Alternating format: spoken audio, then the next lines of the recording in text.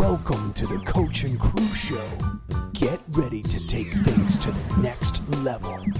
And now, the host of the Coach and Crew Show, the coach, Charlie Krause.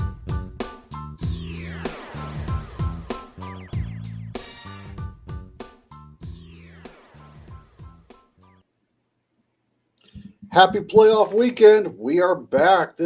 We are now in month number 3 of our live streams, if you can believe that. They say this wouldn't last. We've proven them wrong.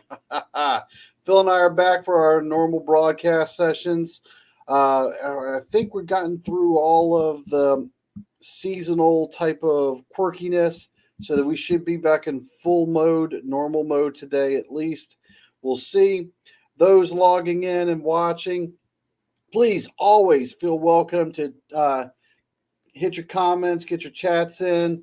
We'll try to get to as many as we can, unless it's a snide remark, and then we'll definitely make fun of Byron in doing so, assuming it's at Byron. I know there are still playoff games going on as we speak, so some of our commentary might be interrupted by us looking at the TV as well. But Phil and I were discussing starting things off, and let's get everybody back up to speed on the I don't say bombshell, but the big news of the week.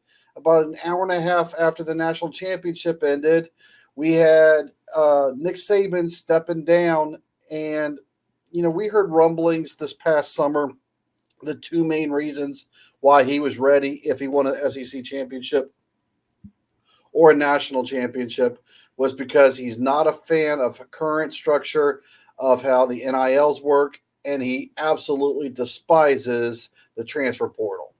So if both of those were true, and I think they are, he is now gone. Less than 48 hours later, they hired Washington's coach, Kalen DeBoer. Less than 72 hours after that, Arizona is now shopping for a coach because Jed Fisher is heading to Washington. Phil, I'll let you continue the sentence from there on, and we'll just go from that. Oh no, I look at it like WWE. We got college football never ends, and WWE never ends. And if Nick Saban had to have a retirement match, being retired by Harbaugh is not a bad way to go out if you want the truth about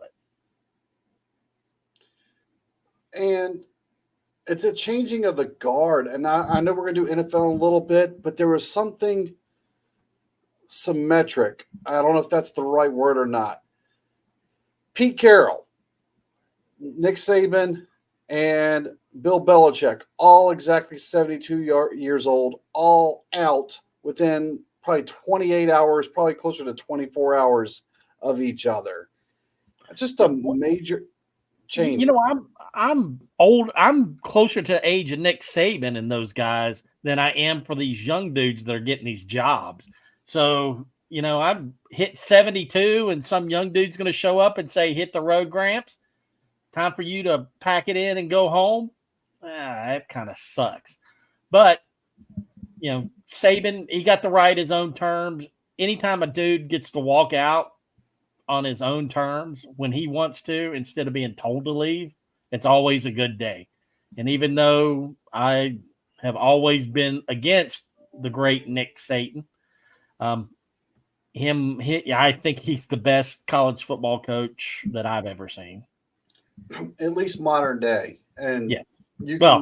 I haven't seen any of the older ones, that's for sure. So you're not that old is what you're saying. No, I did not see Heisman. I did see Bear Bryant, but I do remember Bear Bryant's last game. But that's that was now 1982, and I was 8 years old, so I was just starting out. So and I would actually say that Saban's better than Bear Bryant and Joe Paterno and Joe Paterno. I love absolutely. That's awesome. I just made his name into a food. And then let's see, Schnellenberger and Can't forget Bobby. Yep, him. And so I really McKay from USC from the 70s. I think that Saban's better than all those guys because I got one more for you, Phil. Who's that? The old ball coach, Spurrier. I love Spurrier. You know, I used to work with a guy that played for Spurrier when he was the head coach at Duke. And I flat out asked him, I said, what did you think about playing for Spurrier? And he said he's the best guy. And he played in the NFL too, but he said he's the best guy he's ever played for by far. Loved him. And he ended up sending his son to play for him when he was coaching at South Carolina. So players love it. Says a lot right there. It really does. I mean, his players love him. So the people that know Spurrier, I can't find anybody that'll say crap bad about him. The thing that he and Pete Carroll have in common is they are uber competitive about everything. Yes, especially golf. You have a backyard golf. Down in your basement, you're playing ping pong. All of a sudden, this is now Super Bowl serious. So, and if you bring that element to a basement ping pong game, by the way, Pittsburgh Steelers just scored. It's now a one possession game, 10 minutes remaining. So there we go, folks. But if you bring that level of competitiveness to basement ping pong, imagine what you bring to the head coaching position of either college football or pro football. So there's something to be said there. Yeah, Alabama wasted no time. I mean, Saban's body never turned cold. We didn't even have the viewing, and they hired another coach. And I thought it was going to be an Alabama guy. I'm shocked that they brought a guy in from the Northwest. I really am.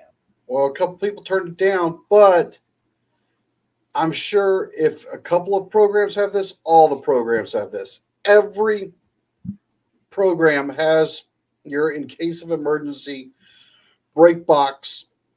Here are our top 10 replacements in case something happened. Well, so I'm glad Saban, take this the right way, folks.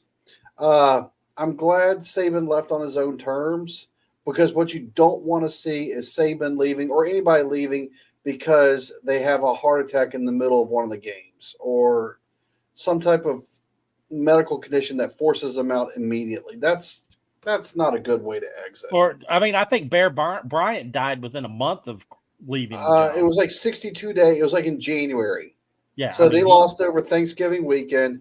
January, he died because I think Paterno beat his record on death. So I'm glad Saban could leave when he wanted and how he wanted. And now the revolving door has opened. Arizona is now searching for a coach. The interesting one as well is the letter M, Michigan. Earlier today, basically all day today, Harbaugh was in Michigan. In Los Angeles with the Chargers. Phil, I know you said how much of it they're going to have to cash him a check. Michigan's already offered him a blank check. So now it's going to come down to Harbaugh, not just check size, but do I really want to go back to the college and deal with all their crap? Michigan's not the issue. It's the NCAA and even the Big Ten is being the little annoying gnat for Harbaugh. Or do I just go back to the NFL? And he's proven he can win wherever he goes. He has proven that. In college football with coaching, there is an off season.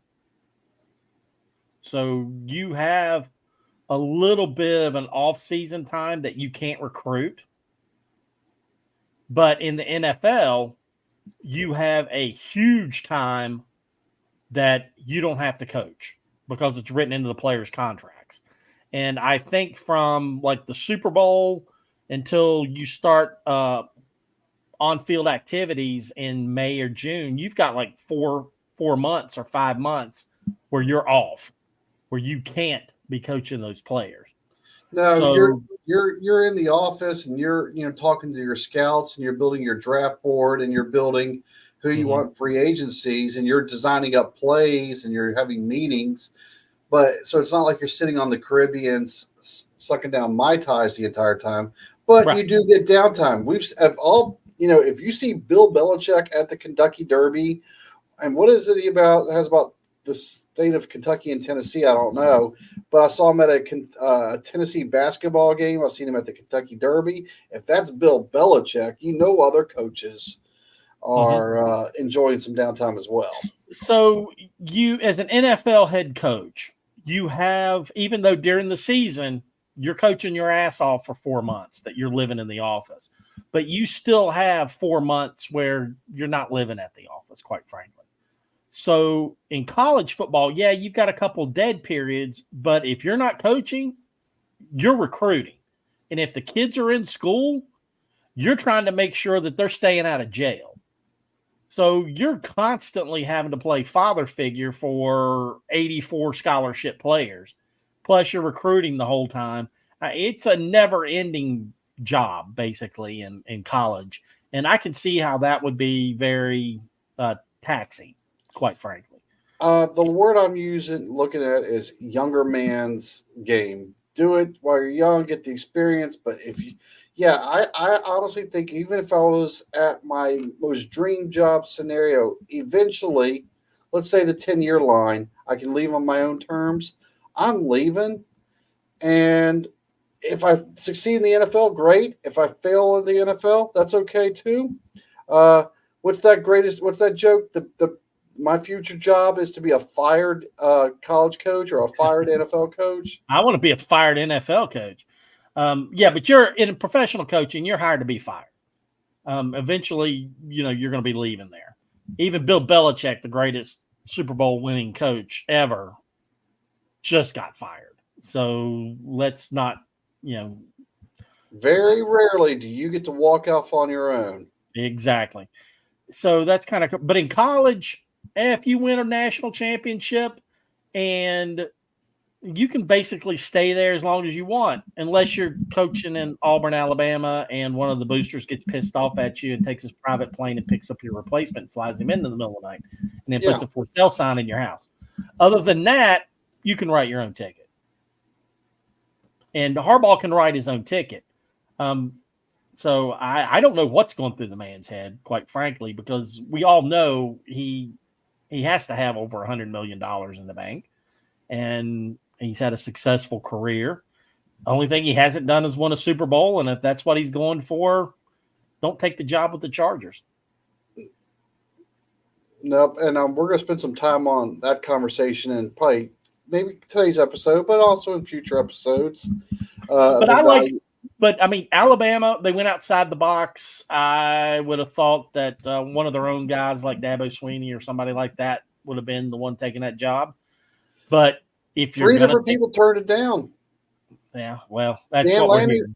Dan Lanning was, when actual news cameras have pictures of Dan Lanning, arriving in Tuscaloosa, and then he makes a video 48 hours later or 72 hours later, not even 72 hours later, probably 36 hours later, saying, hey, if you want a coach that's going to be here, you better come to Oregon type of video.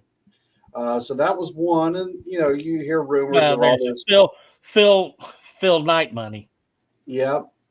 I mean, you know he's got a new contract coming. And there's something to say about already being established.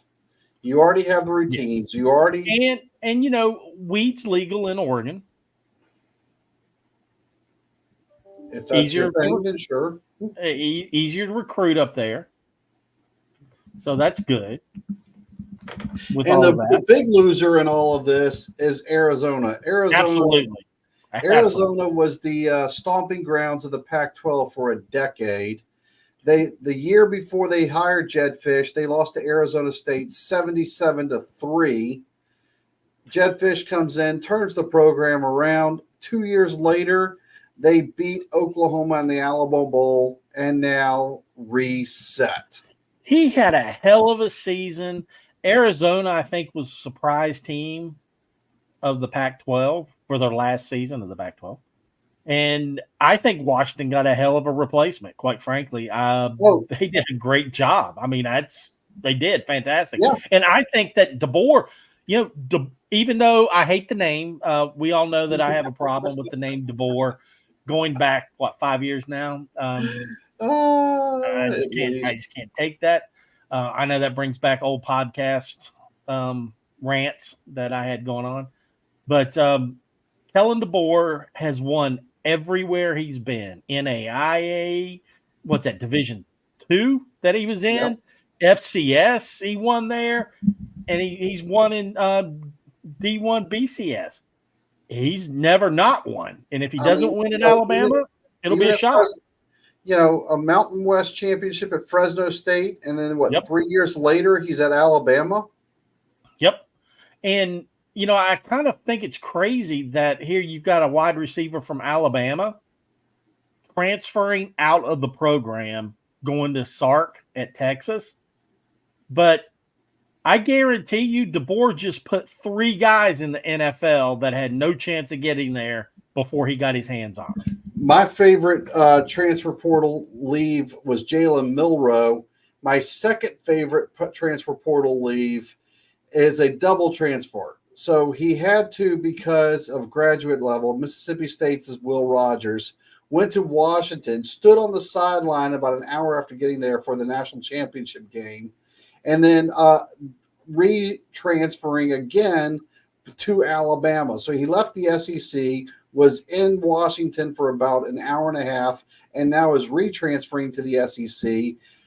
I would say he's the front runner to be Alabama's starting quarterback next year, which would make Byron now have to root for the Alabama Crimson Tide because Byron's a huge Will Rogers fan. So I don't know how that's – it'd be interesting to hear Byron's take on that.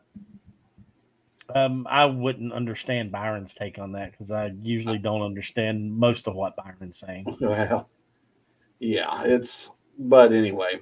So there is the newest coaching tree. And as Phil said, this is going to be a continuous saga and storyline. So it's not just, okay, Arizona finds its coach, it's done. No, because NFL's only hired one coach, and we're going to get to that in a minute. There's going to be some more changes coming, folks, is what I'm saying. If I was Arizona, I'm going to throw this out there, people.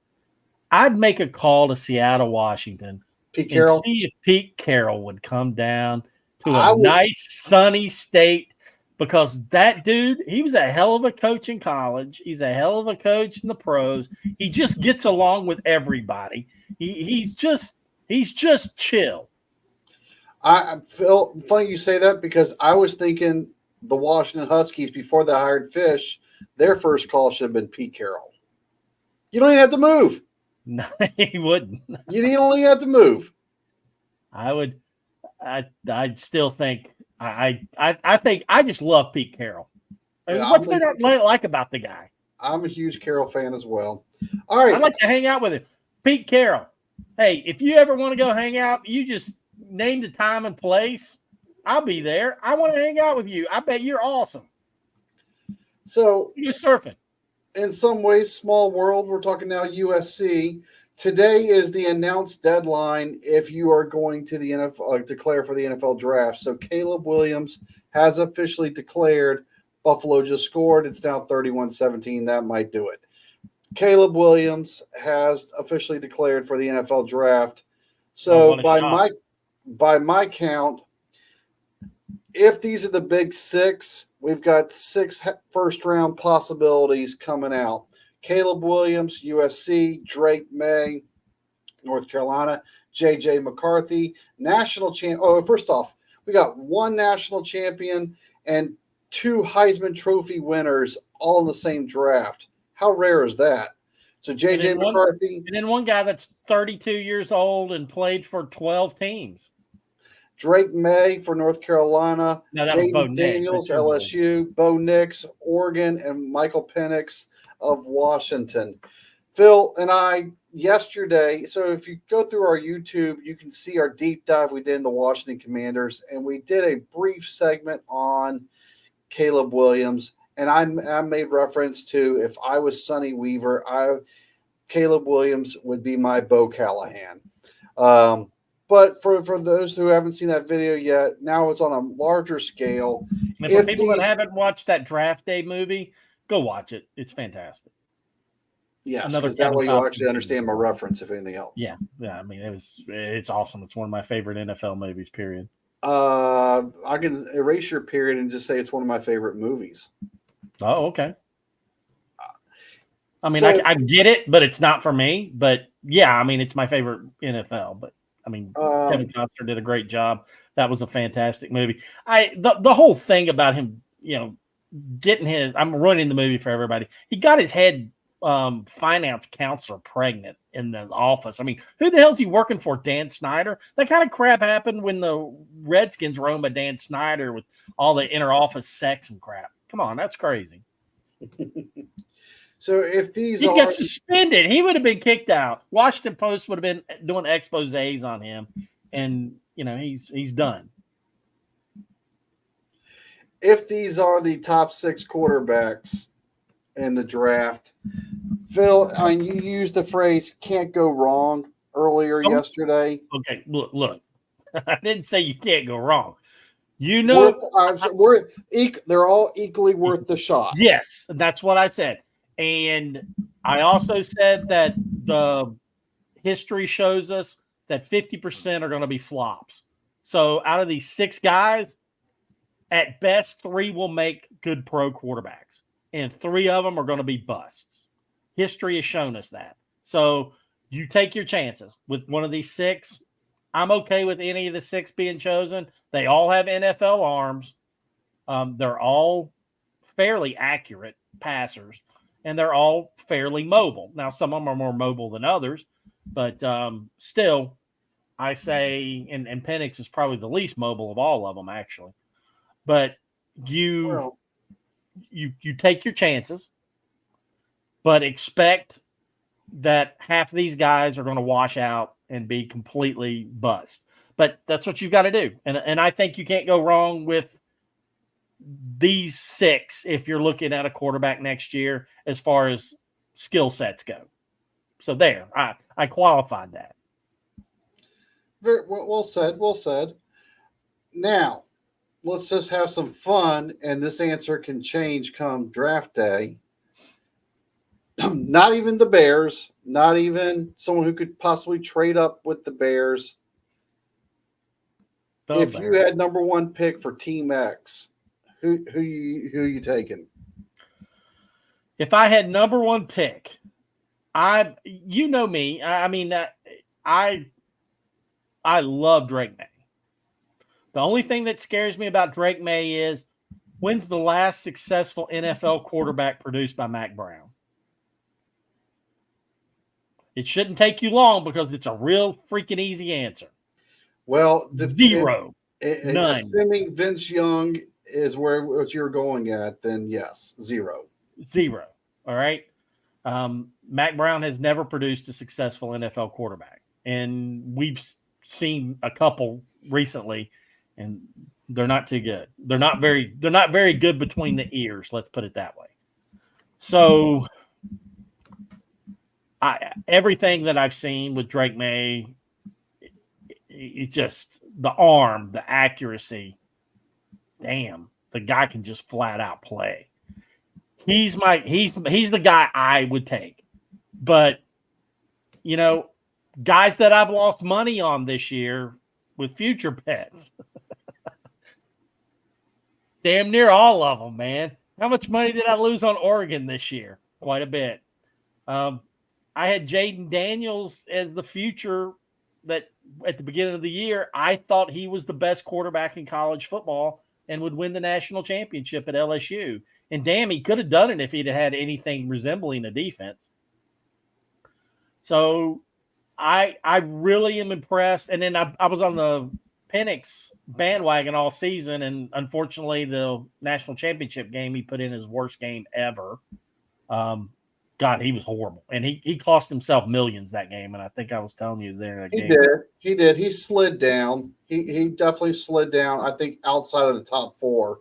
Yeah, I had him. It's my list. He was 3rd on my list. All right, he was number 3. After the Natty, he's at 6. Because he... Even below JJ.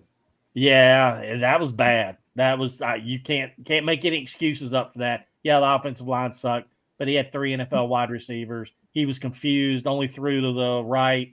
I mean, it was not good. Nothing was good on that at all, period. End of story.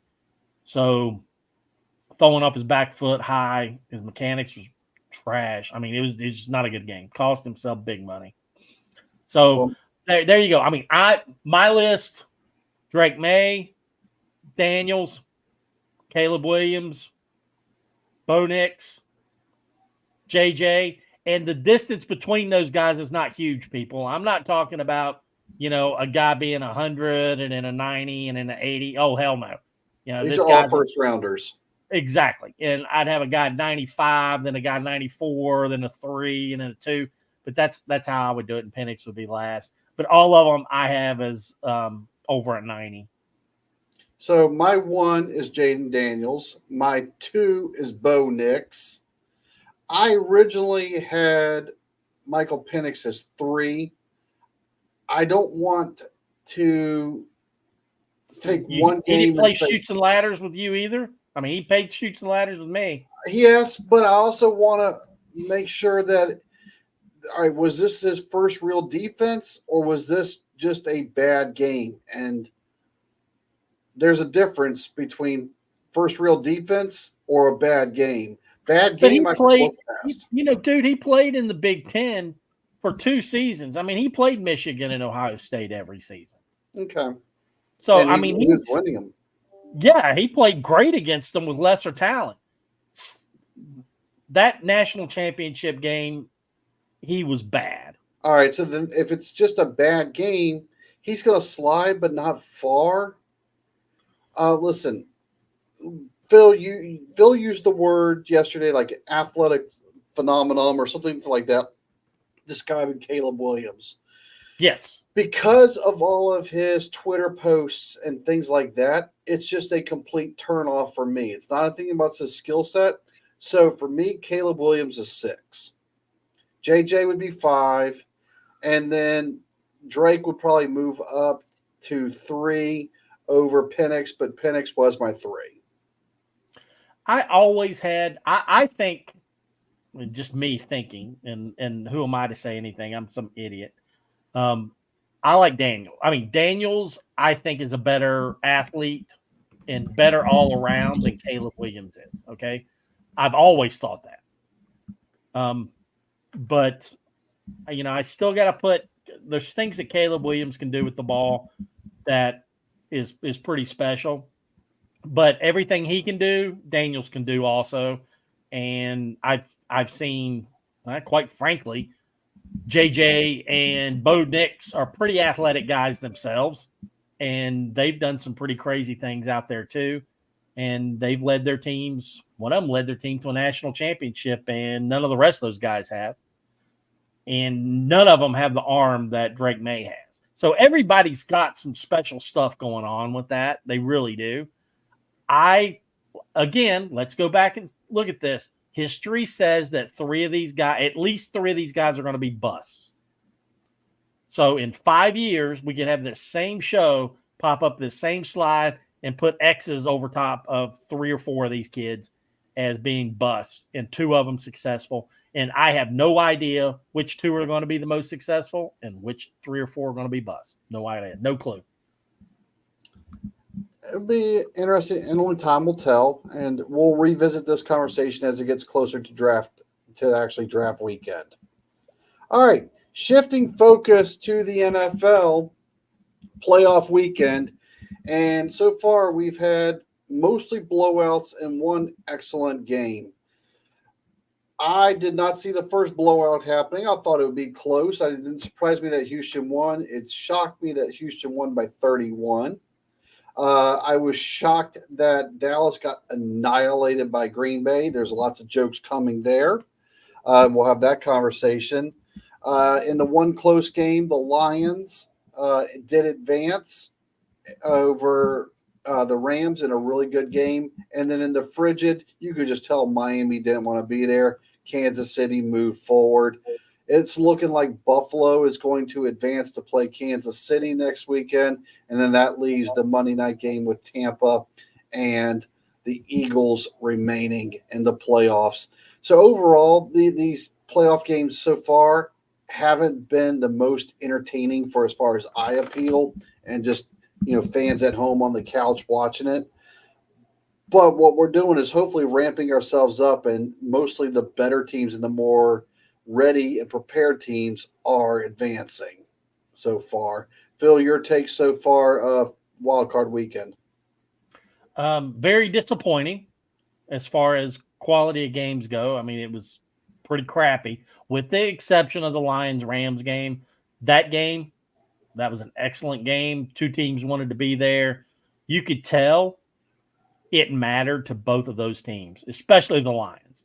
So I like that. I mean, these are multimillionaires playing out there on the field, and when you could see some of them care, I really like that. They care, and the Lions definitely cared, and seeing them win, that was cool. It really was cool. So, and it was a good game to boot. I still think that there was pass interference on the Lions defensive back at the end against the Rams that could have made that one really interesting, because he was pulling the shirt pretty heavily there. But officiating in the NFL is officiating in the WWE, and that brings us to a whole different conversation. Well, we're going to avoid that conversation. Exactly. Well, we will tonight. But I was just shocked with that Cleveland Texan game. I didn't see that coming at all. I thought it'd be close. I thought it was going to be a close game, but I thought it was going to be a good close game. It wasn't. It was not at all. Cleveland had the number one defense in the league coming in. Now, Cleveland's defense is only responsible for 24 of the points, or 31 of the points. Joe Flacco was responsible for 14 of those points. So maybe a small asterisk there, but still, Houston just went all over them. All right. There are currently 8 head coach openings in the NFL.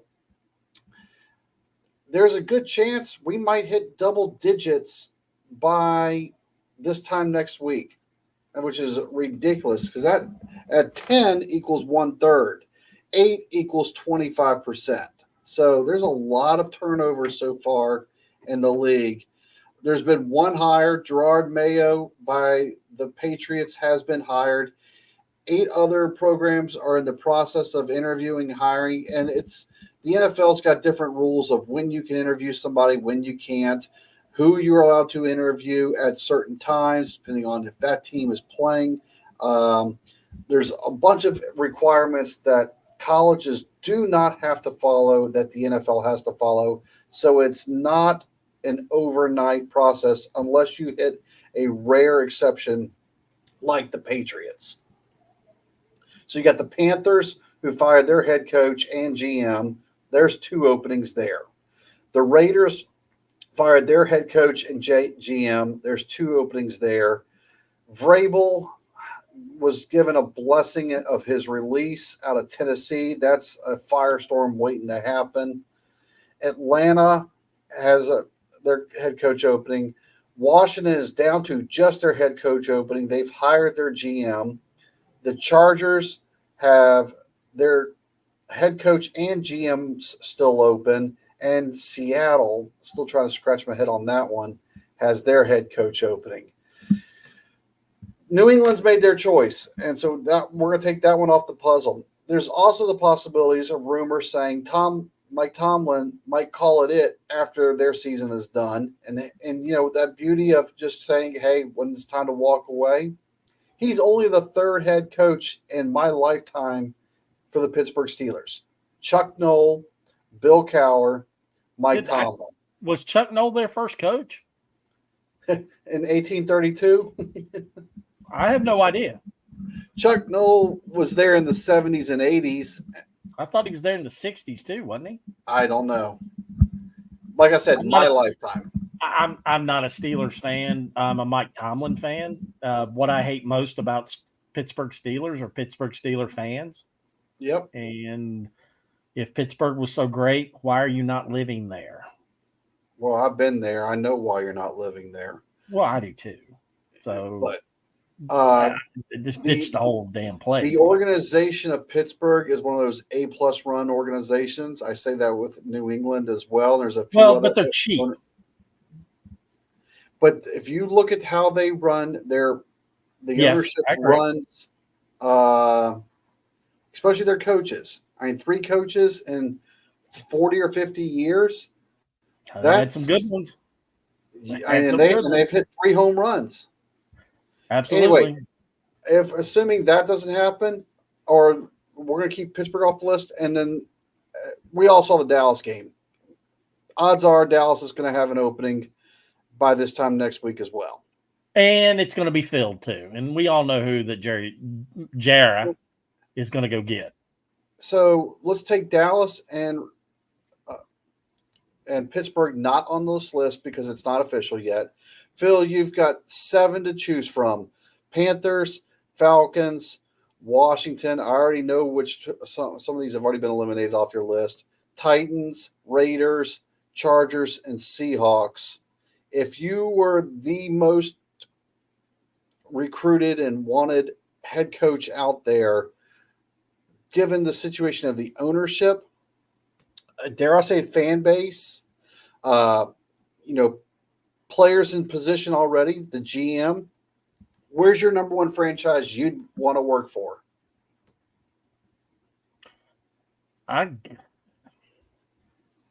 That's really, really tough out of these. Mine's Seattle. Well, and that's what I'm leaning towards, because I had a guy tell me that if you're looking for a coaching job, the first thing you need to look at is the owner that's calling the shots. And by far, the best owner of this group on the board is Seattle. Well, the best owner, I think, is New England off of this group, but they're off the list because they've hired their coach. So I'll then go to Seattle. In the clubhouse there in New England, you can get a rub and tug.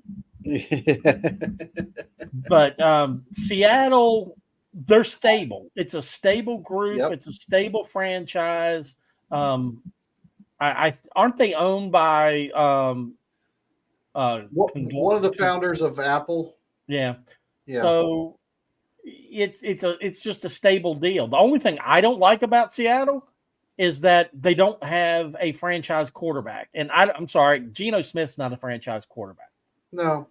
But so that I would agree, because that's what makes the Chargers attracted. They probably have the best quarterback out of all of these. They do. However, they're in a city that doesn't want them. They're in a city that doesn't care about football. Well, that's very true. They're in a city that doesn't care about football. They're the second team in a city that doesn't care about football. They couldn't even sell out that 25,000-seat soccer stadium that they were in for a while before this. I mean, there's no fan support. There's no anything there for that team. And it just seems that they've got an owner that's kind of crazy. So I don't see that as being attractive. Plus, I mean, the tax situation there, you better sign a deal that's $5 or $6 million above market rate, because the California state taxes is going to take all your money.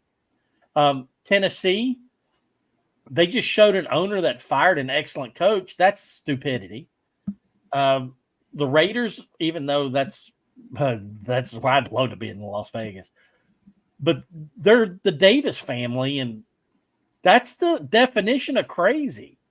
You look up crazy in the dictionary and you see the Davis family. You got Al Davis and his son right underneath it. So that's nuts. Here in Atlanta with Arthur Blank, okay, quite honestly, that guy knows nothing about nothing. So, yeah, I think he's a moron. Let's just get that out of the way. So you can't work for a moron. And then now that Dan Snyder's not affiliated with the NFL, the worst owner in professional sports is in Charlotte at Carolina. Yeah, because we did a survey poll this past summer, and it wasn't until about October forward where more votes still, because that's the beauty of the internet. Once you post it on there, it stays on there, And so you still hear early consensus was Jim Isray in Indianapolis, and then out in Arizona, who has the worst owner. But by October, easily once every 4 or 5 days, I would get a new message and a new message and a new message and a new message. And every one of them was from Carolina. He's on something like his fourth fourth head coach since taking over the thing from Jerry Richardson.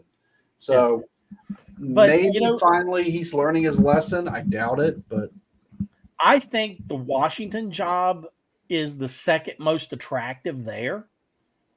But the problem with the Washington team is that they have no talent on that team. I mean, you're starting from square one. I go into that and I say, I don't want a 3-year, 4-year contract, dude. You got to give me a 7-year contract because you're going to spend 4 years just getting this roster up to mediocrity because it's so bad. But I think you've got a new owner there that is going to want to be stable, but he's a professional sports franchise owner. We've seen what he's done in New Jersey with the hockey team and with Philadelphia. In Philadelphia, he stuck with the program, and they lost for like 4 years in a row where they were just miserably bad. And then, boom, they hit, and they started winning, and they just stuck with the plan. So if I rank, I go Seattle 1, Washington 2, Chargers 3 since they have a quarterback, Tennessee 4, Atlanta 5, and you know what? I'd go coach in college before I'd take that job in Charlotte. Well, we both agree that Carolina would be 7. I see everything you're saying about Washington, and the thing you did not add was the executive that they just hired was named a 2-time NBA Executive of the Year. As you said yesterday, I don't know what that has to do with football. No idea. But at the same extent, yes, it has everything to do. So they're hiring people who know how to handle sports and work with sports. If Seattle's my 1, I don't know. I guess San Diego or LA has to be 2, but I would never live in LA. So I would never live in California. So that eliminates that. You're only there 5 months of the year, dude. Just still, I like to have power when I get home. I like to put gas in my car. Now, I wouldn't have if I lived in Vegas, I wouldn't have a dime. You know me. I would not have 1 penny to my name. I'd be living on the strip underneath one of the walkways that go across there, smoking weed at 7 a.m., walk down to the stadium, practice, get done, get my bag of MD 40 and just sit under the overpass because I'd blow my entire salary in the casinos. You know it. One of the which should be more attractive because they're building a new stadium should be Tennessee. But from that one report I read about the owner and their hiring of the GM, that's a real turnoff, man. That's a major X. Yep. I got to rank that near the bottom. And Phil has nothing positive to say about Atlanta. At least Arthur Blank helped founded Home Depot. He got that right. So I don't have anything negative to say. Hey, let's put it this way. The wrong founder of Home Depot bought the Falcons. The other dude should have bought the Falcons. That's what I'm saying. So that's the current head coaching situation, and that's going to be evolving as well. It is official. The Buffalo Bills have advanced. They did beat the Pittsburgh Steelers 31-17. So now Kansas City Chiefs and all the Taylor Swifties head to Buffalo next Sunday night for the 8:20 game on, I guess it's CBS. All right, Phil, we got just a couple of minutes left before we sign off. We've covered college football. We've covered NFL. Let's do a quick WWE segment, and then we'll say goodbye. Oh, yeah. Favorite part. We are less than 2 weeks away to Royal Rumble. I shared your theory with with a couple of people, and then I took a couple of steps next to it. I know this is not going to happen, but I want to get it on air just to take a little bit of a storyline and go even greater further with it. At the not at the Rumble, but not in the Rumble match, the Fatal 4-Way match. Somehow, some way, I like what you said about having The Rock interfere with Roman Reigns. I'm going to go one step. I'm going to have one step further. Have someone like AJ Styles take the L, or LA Knight take the L. Randy Orton gets the belt, or whomever. One of them, you safely save Roman Reigns. Have him not lose, but lose that he drops the title at Mania. It's now Rock versus Roman. You can make that main event the Sunday nighter. It doesn't even have to have a belt. So now you've got like a quadruple main event. That one can close the show out however you want to do it. Give Roman his hiatus. Then at about entrance number 26, next year's Royal Rumble, Roman comes back. He's a face now. And now he's going to reclaim the championship at next year's Mania for a belt he never lost as a face. Yeah, but the only thing is that I like it. I like how you're going with that. But The Rock versus Roman Reigns has to be for a title. It has to be for the title. It just does. The Rock doesn't come back for no non-title match, man. Well, it's for the head of the table. That's even bigger than the title? Okay, I can be sold on that. It's for the head of the table. But we all want Randy Orton to get the belt again so that he gets up to 16 also. So that lives in my heart there a little bit. But no, I like how that is. Roman definitely needs to take some time away. I mean, he's been the biggest story the past 4 years. But I still think that, somebody's getting ready to be pinned and The Rock shows up, interferes to help Roman Reigns out, helps put him over, and then, shows up later on the road to WrestleMania and knocks the crap out of Roman Reigns, and then they go at it for the title. They headline the show on Sunday night because we all know Saturday night's got to be CM Punk winning the Royal Rumble. CM Punk has to take on Rollins on Saturday night show. All right, so I'm glad you said Rollins, Phil. We're getting near the end of the Money in the Bank contract. Does Damian Priest not cash in or not successfully cash in before Mania? The way they're dragging it out, he might cash in at Mania. And that's if you do it one or two ways. Either you have him cash in against CM Punk at Mania. CM Punk beats Rollins at Mania. Then he cashes in at Mania and takes the belt from CM Punk. I'm all in for that. Or let him in Gunther's whatever that is, Intercontinental. Oh, don't now they've done that with Austin Theory. I hate that. You don't cash in for a number 2 belt, even if Gunther. Gunther has made it a number 1 belt. Oh, he has, but no, it's not. He has, but no, it's not. I agree with what you're saying, actually. However, it's still the number. He has made it a number 1 belt. Now we know it's not a number 1 belt, but he has made it a number 1 belt.